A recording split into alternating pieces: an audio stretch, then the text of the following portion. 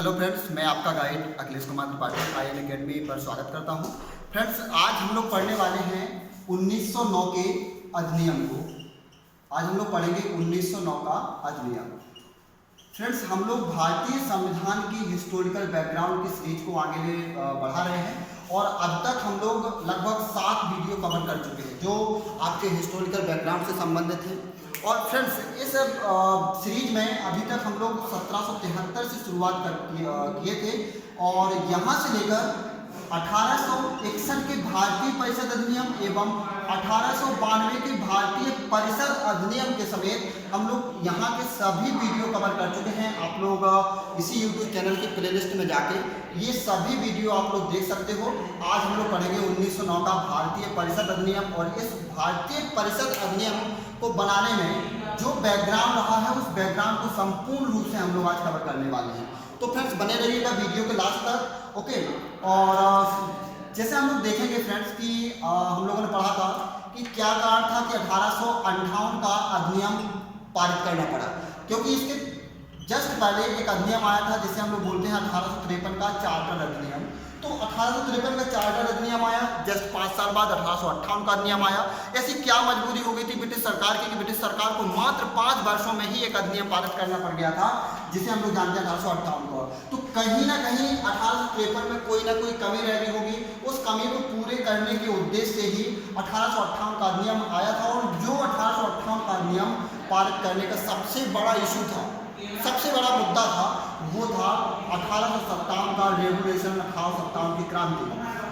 यदि हम लोग ध्यान से इस अधिनियम के बारे में पढ़ें, ध्यान से इसके बारे में एनालिसिस करें, तो कहीं ना कहीं हमें ये पता चलता है कि जो 1909 का अधिनियम पारित किया गया है, ये 1909 का अधिनियम इसलिए पारित किया गया है क्योंकि 1892 के जो अधिनियम परिषद अधिनियम में जो कमियां थी, उन कमियों को 1909 के अधिनियम में पूरा किया जाए।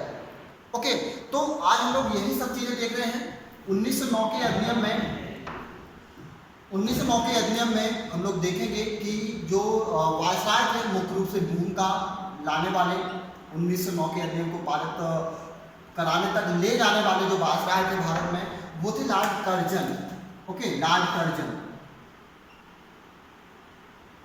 ठीक।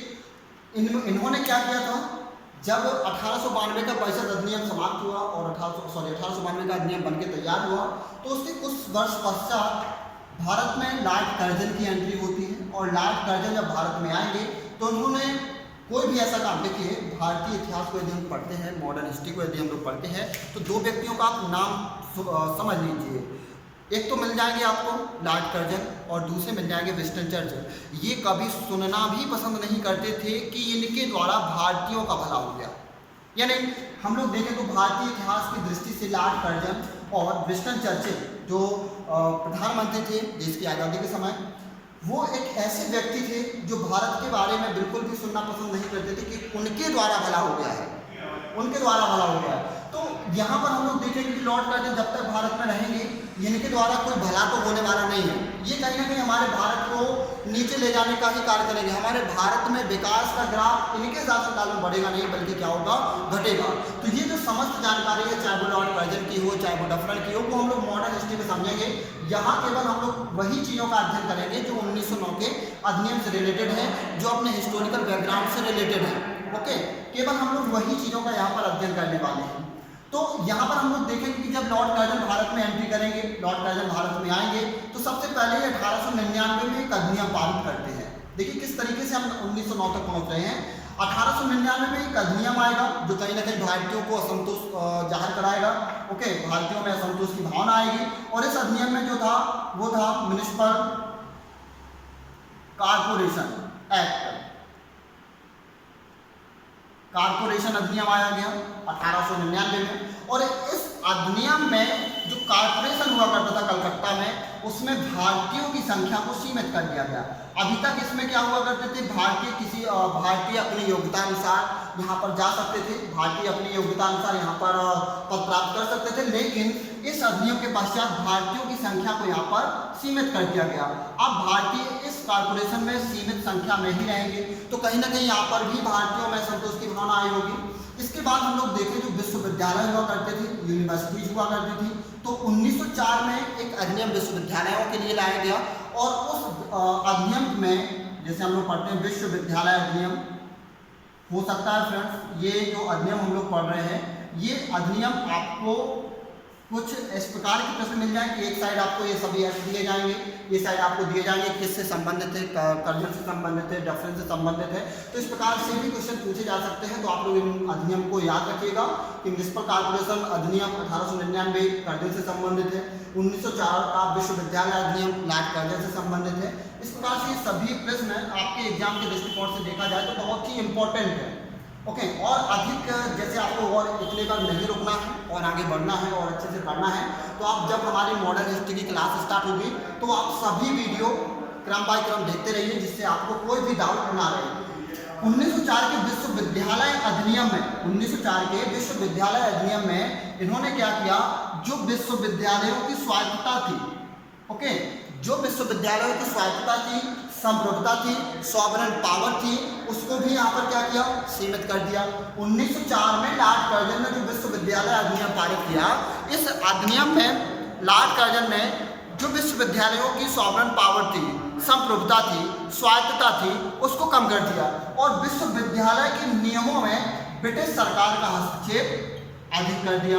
अब ब्रिटिश सरकार क्या कर सकती है, यूनिवर्सिटीज के कार्यों में हस्तक्षेप करती है, यूनिवर्सिटीज के कार्यों के जो नियम हैं उन नियमों में भी हस्तक्षेप कर सकती हैं। तो इस प्रकार से कहीं ना कहीं भारतीयों में लगातार असंतोष की भावनाएं बढ़ती चली जा रही हैं। इसके बाद आप लोग पढ़ेंगे 1905 और 1906, ओके, और बंगाल विभाजन,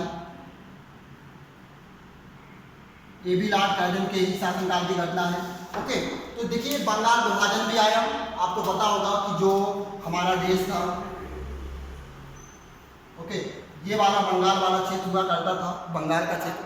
तो यहाँ बंगाल में एक ऐसी आबादी थी जो हिंदू भी थे वहाँ पर और मुस्लिम भी थे। तो यहाँ हिंदू और मुस्लिम आपस में एकता से रहते थे।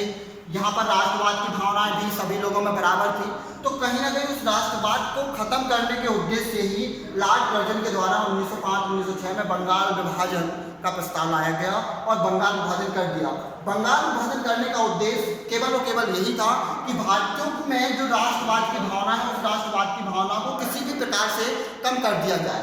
ओके, जो राष्ट्रीय भावना है उन राष्ट्रीय भावना को किसी न किसी प्रकार से भारतीयों में कम कर दिया जाए और उसके स्थान पर ब्रिटिश सरकार अपने अधिनियमों को लागू कर सके। इसलिए बंगाल विभाजन को बांट दिया गया, बंगाल को बांट दिया गया, बंगाल विभाजन लाया गया। ओके, और इसके बाद आपको पढ़ेंगे 1907 में ही सूरत अधिवेशन किया गया। ओके, सूरत अधिवेशन, इसमें कांग्रेस विभाजित हुई, कांग्रेस का विभाजन हो गया 1907 में।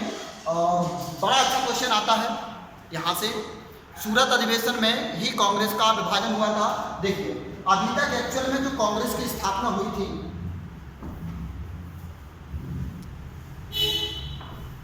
यहाँ पर क्या होता है, जब कांग्रेस की स्थापना हुई तो कांग्रेस की स्थापना के समय से यानी 1885 से 1909 तक, ठीक, 1885 से लेकर 1909 या हम बात करना सूरत अधिवेशन तक है। ओके, सूरत अधिवेशन तक यहाँ तक जो चरण होता है ये होता है उदारवादी चरण। उदारवादी चरण, इसमें कांग्रेस में ऐसे लोग थे, ऐसे नेता थे जो ब्रिटिश सरकार की नीतियों का पालन करते थे तथा ब्रिटिश सरकार की नीतियों का विरोध नहीं करते थे। ओके, तो यहाँ पर हम लोग देखेंगे कि जितने भी अधिनियम आए हैं कोई भी कांग्रेसी नेता यहाँ पर ब्रिटिश सरकार के विरोध नहीं करेगा, ब्रिटिश सरकार की नीतियों को मानेगा और यदि कहीं लगता है कि ब्रिटिश सरकार ने गलत किया है तो उसका खुलकर विरोध नहीं करेंगे, केवल और केवल ब्रिटिश सरकार को पत्र लिखते हैं और पत्र में ये पूछते हैं कि भाई आप भारतीयों के लिए क्या कर रहे हैं। तो सीधी सी बात होगी कि ब्रिटिश सरकार यहाँ पर अपना बचाव कर लेती थी और वो भारतीयों पर लगातार अपने जो नियम थे वो अपने नियम थोप रही थी, जिस कारण से 1907 के सूरत विभाजन में एक नया चरण दिखाई देता है कांग्रेस में, जिसे हम लोग बोलते हैं उग्रवादी चरण। ठीक, कौन सा चरण आ जाएगा, उग्रवादी चरण। ओके, और इसी उग्रवादी चरण में बहुत अधिक बदलाव हुए। ब्रिटिश सरकार को लगने लगा था कि जो राष्ट्रवाद की भावना है, राष्ट्रवाद की भावना बहुत अधिक तेजी से बढ़ेंगी। अब किसी भी प्रकार से राष्ट्रवाद की भावना को कम करना था, लोगों में बांटना था, क्योंकि इस समय ब्रिटिश सरकार की जो नीतियां थी वो थी फूट डालो और राज करो। ओके, इस इस समय जो ब्रिटिश सरकार अपनी नीतियों को लेकर चल रही थी वो नीतियाँ थी फूट डालो और राज करो, और इसी फूट डालो और राज करो की नीति का अनुसरण करते हुए ब्रिटिश सरकार ने एक अधिनियम पारित करने का संकल्प लिया, जिसे इतिहास में 1909 का अधिनियम के नाम से हम लोग जानते हैं। ओके, अब इस अधिनियम में देखिए क्या किया गया।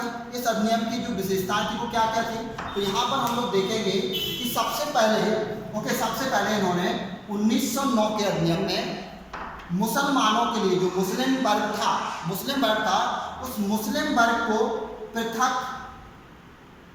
पृथक निर्वाचन क्षेत्र सौंप दिया। ठीक, पृथक निर्वाचन क्षेत्र यानी एक तरीके से कहा जाए आरक्षण दिया गया। ओके, लेकिन यदि हम इस चीज को आरक्षण माने तो वो आरक्षण नहीं होगा। मैं स्पष्ट कर दूं आप लोगों को कि ये आरक्षण नहीं था। जैसे मान लीजिए कोई क्षेत्र है, इस क्षेत्र को ले रहे हो आप, जहाँ पर हो, जैसे आज हम लोग नौगांव में हैं, तो नौगांव में यदि हम लोग देखते हैं कि जो लोकसभा है, जैसे हम लोग टीकमगढ़ को देखें तो टीकमगढ़ की जो लोकसभा सीट होती है ये आरक्षित है। आरक्षित का मतलब होगा कि यहाँ पर जो भी मेंबर्स आएंगे, जो भी यहाँ पर प्रतिनिधि आएगा वो केवल SC ST का ही होगा, ये आरक्षित है। यानी यहाँ पर जो प्रतिनिधि होगा वो SC ST का ही उम्मीदवार होगा, लेकिन इसको वोट कोई भी कर सकता है।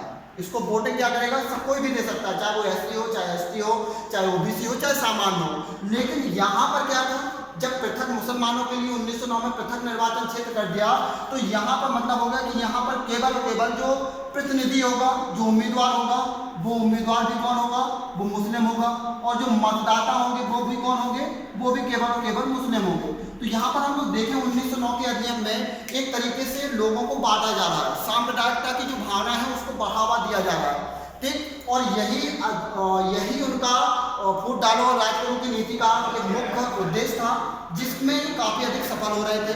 ओके, काफ़ी अधिक तरीके से कार्य करते चले जा रहे थे। ठीक, अब यहाँ पर इन्हीं को यदि हम देखें एक तरीके से, तो ब्रिटिश सरकार को खुद लगने लगा था कि हम लोग गलत कर रहे हैं। इसी कारण से यहाँ पर जो वायसराय मिंटो है, ओके, और मार्ले हैं, ये लोग क्या कर रहे हैं, ये एक दूसरे से बोलते हैं कि हम एक ऐसा काम कर रहे हैं, ओके, जैसे नाक के दांत के बीज बो रहे हो, नाक के दांत के बीज बो रहे हो, जिसका फल आने वाले समय में बहुत ही भीषण होगा। ओके, इस तरीके के स्टेटमेंट आते हैं, तो ये भी कई बार प्रश्न पूछा जाता है कि ये स्टेटमेंट किससे संबंधित है। ओके, 1909 के अधिनियम को चांद की चांदनी, ओके, चंदा की चांदनी या चांद की चांदनी, चंद्रमा की चांदनी, ठीक, कहा गया है। क्वेश्चन यदि आ जाए कि चांद की चांदनी किस अधिनियम को कहा गया है, तो चांद की चांदनी भी 1909 के अधिनियम को कहा गया है। किस अधिनियम में नाक के दांत के बीज बो रहे हैं जिसका फल भीषण होगा, ये स्टेटमेंट भी 1909 के अधिनियम में आया है। ठीक, इस तरीके से हम लोग देखें तो 1909 का अधिनियम काफी अधिक तरीके से देखें तो राष्ट्रवाद की भावना को कम करने में प्रयास कर रहा है। इसी समय हम लोग देखें तो 1909 के अधिनियम में एक और प्रावधान किया गया कि यहाँ पर जो सांप्रदायिकता थे, ओके, सांप्रदायिकता थे, या हम लोग देखें तो सांप्रदायिक आधार पर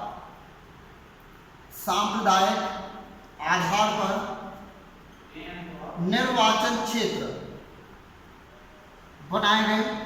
ठीक, सामुदायिक आधार पर निर्वाचन क्षेत्रों में जैसे हम लोग देख रहे हैं पृथक निर्वाचन क्षेत्र, तो ये पृथक निर्वाचन क्षेत्र कहीं ना कहीं किसी चीज से संबंधित है, सांप्रदायिकता से। ओके, पृथक निर्वाचन क्षेत्र किससे संबंधित है, तो पृथक निर्वाचन क्षेत्र संबंधित है आपका सांप्रदायिक आधार पर निर्वाचन क्षेत्र से।